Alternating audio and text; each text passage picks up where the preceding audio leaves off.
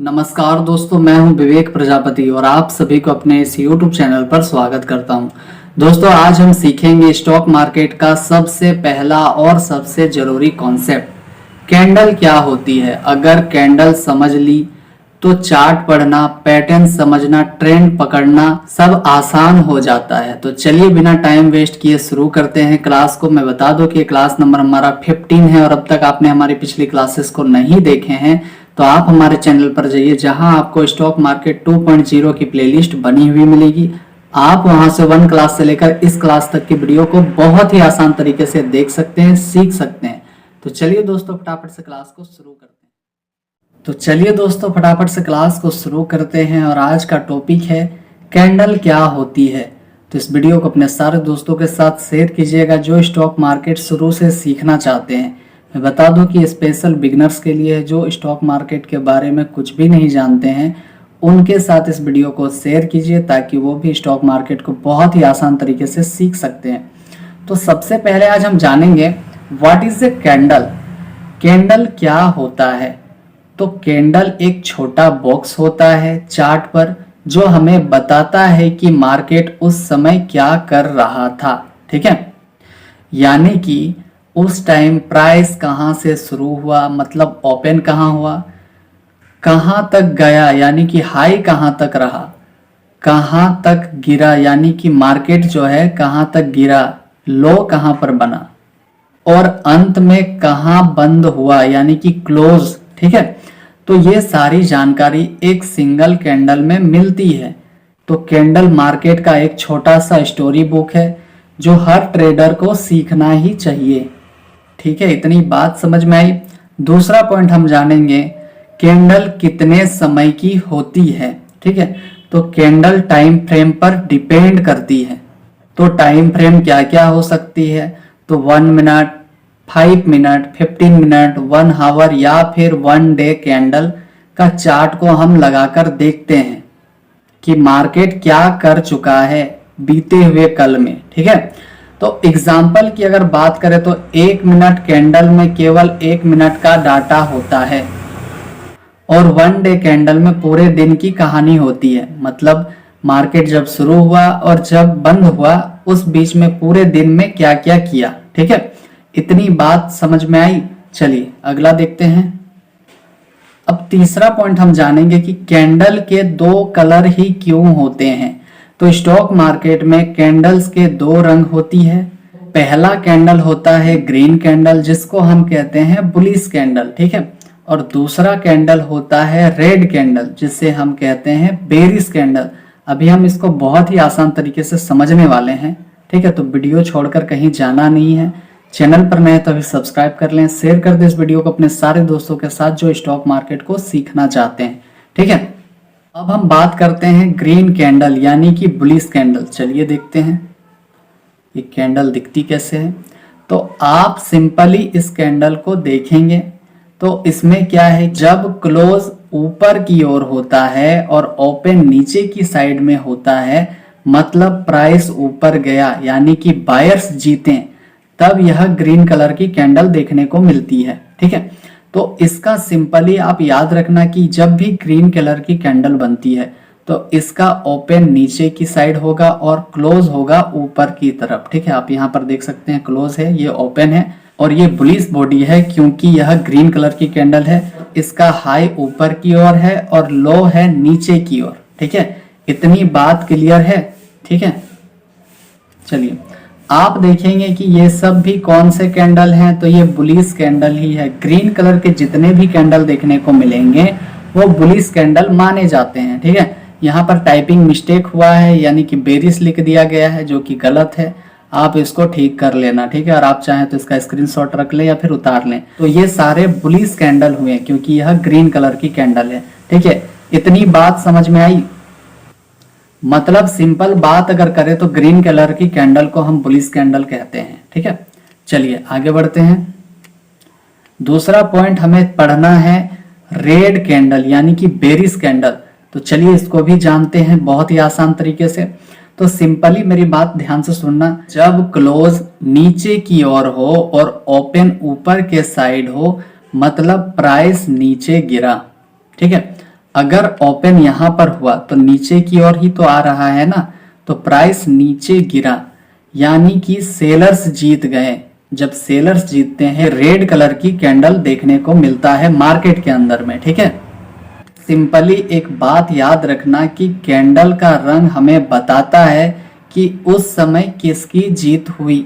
अगर कैंडल लाल कलर का बनता है तो हम सिंपली जान जाएंगे कि सेलर्स की जीत हुई है। अगर यही कैंडल ग्रीन कलर का बनता है तो हम जान जाएंगे कि बायर्स की जीत हुई है, ठीक है।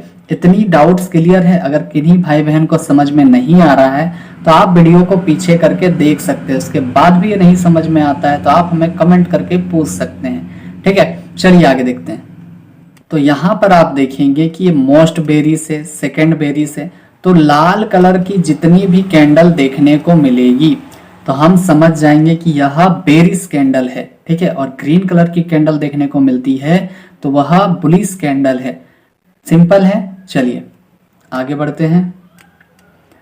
अब आप यहां पर देखेंगे कि जो ग्रीन कलर की कैंडल है उसका जस्ट अपोजिट होगा रेड कलर की कैंडल। अब आप बोलेंगे कि कैसे, तो आपको सिंपली देखना है कि ग्रीन कलर की जो कैंडल होती है उसका ओपन नीचे की ओर होता है और क्लोज ऊपर के साइड में होता है, ठीक है। और इसका विक जहां तक जाएगा उसको हम हाई मानते हैं कि प्राइस आखिरी बार वहां तक गया था। अगर नीचे की ओर आता है तो उसको लो मानते हैं। जस्ट इसका उल्टा आप बेरिस में देखेंगे कि बेरिस में ओपन प्राइस ऊपर की ओर होता है और क्लोज नीचे की ओर देता है, ठीक है। तो इसका लो किधर होगा, तो नीचे के साइड इसका लो होगा और ऊपर के साइड इसका हाई प्राइस होगा, ठीक है। इतनी बात समझ में आई। चलिए अगला देखते हैं।